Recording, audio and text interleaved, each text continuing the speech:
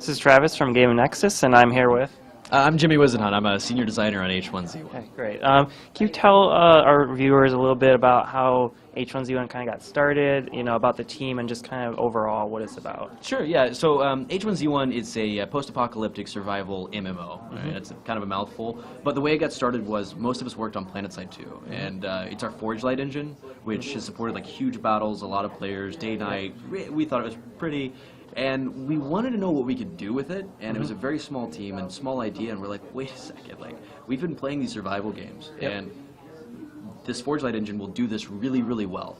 And from there, we just started doing this and developing and prototyping, and just kind of naturally, just by osmosis, like people like getting excited about it, and we started just growing and growing the team because people wanted to work on this. Actually, the president of our company, John Smedley, while we were working on this, no one knew we were working on it.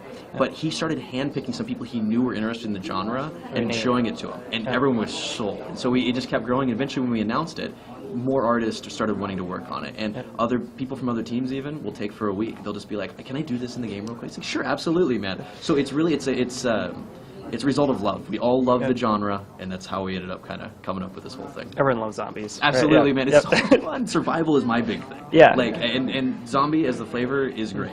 It's so much fun.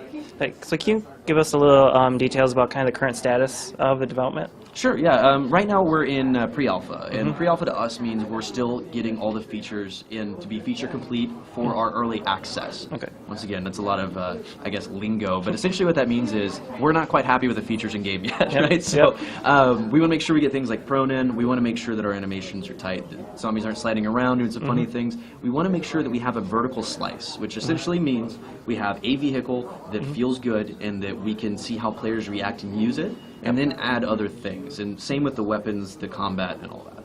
Okay. So in terms of survival, what are some of the elements players are going to have to worry about in game?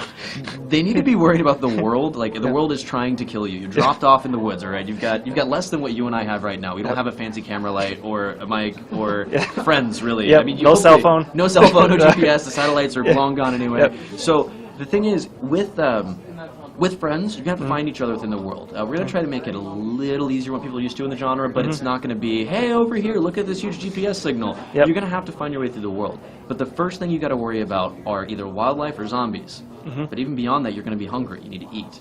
So we have seen situations, we were actually talking about it earlier, and actually I think you had a chance to see it. There's just a deer ran through, and zombies were like, ah.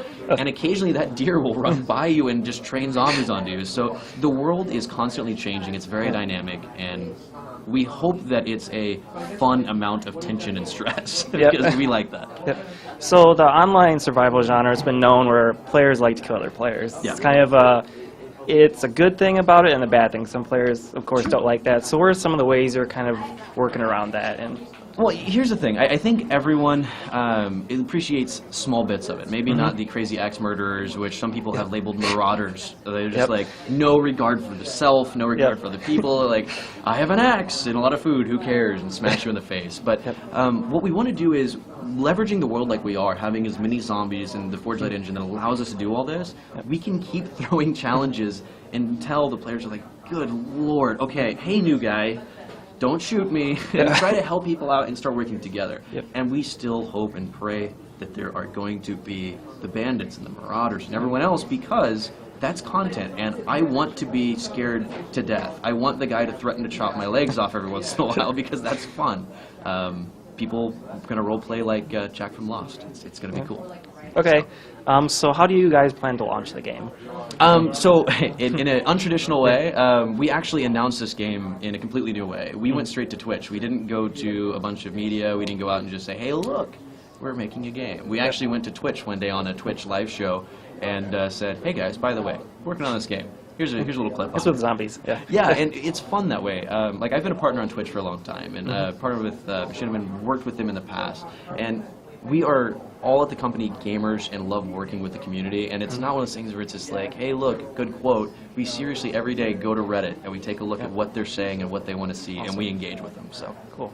And then can you tell us a little bit about the early access and how it'll launch on Steam with that? Yeah, so we're not quite there on a date yet. We kind of took a step back and wanted to make sure that we had, like I said earlier, the proper features before we go to early access. It'll be $19.99, and it's an opportunity for players to get in there and work with us directly, because we'll read your opinion outside, but you really need to feel these things before we can, take your word for it. So it's a good opportunity to really get a feel of what our game feels like with a lot of players. And just have some fun with them, man. We get to troll a bunch of players while they're yelling at us. It's going to be a blast. We're looking forward to it. Great. Well, thanks for answering our questions. This is Travis from Game Nexus.